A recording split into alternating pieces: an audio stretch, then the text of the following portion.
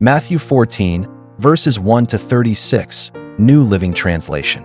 When Herod Antipas, the ruler of Galilee, heard about Jesus, he said to his advisors, "This must be John the Baptist raised from the dead. That is why he can do such miracles." For Herod had arrested and imprisoned John as a favor to his wife Herodias, the former wife of Herod's brother Philip. John had been telling Herod, "It is against God's law for you to marry her." Herod wanted to kill John, but he was afraid of a riot, because all the people believed John was a prophet.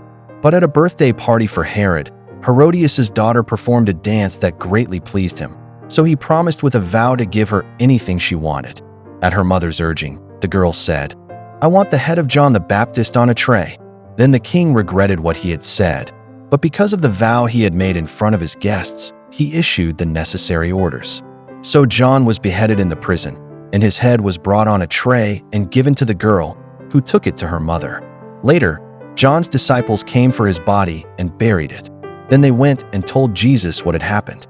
As soon as Jesus heard the news, he left in a boat to a remote area to be alone. But the crowds heard where he was headed and followed on foot from many towns. Jesus saw the huge crowd as he stepped from the boat, and he had compassion on them and healed their sick.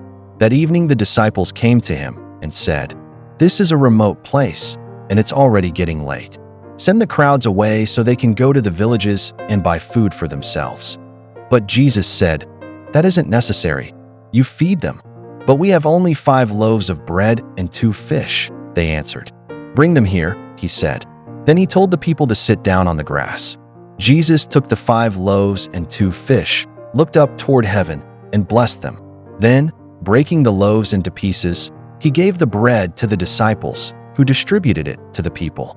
They all ate as much as they wanted, and afterward, the disciples picked up 12 baskets of leftovers.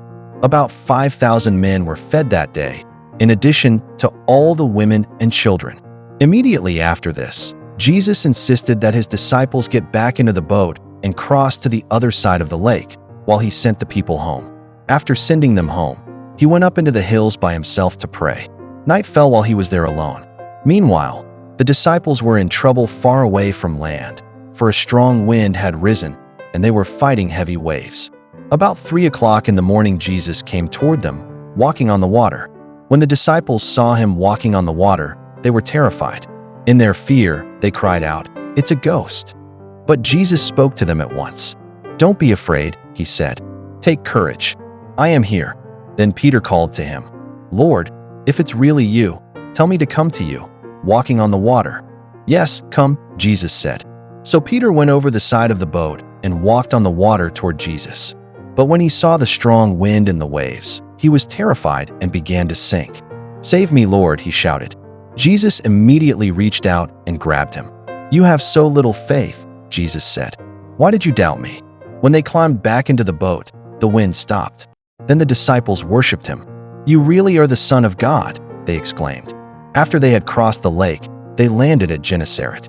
When the people recognized Jesus, the news of his arrival spread quickly throughout the whole area, and soon people were bringing all their sick to be healed. They begged him to let the sick touch at least the fringe of his robe, and all who touched him were healed.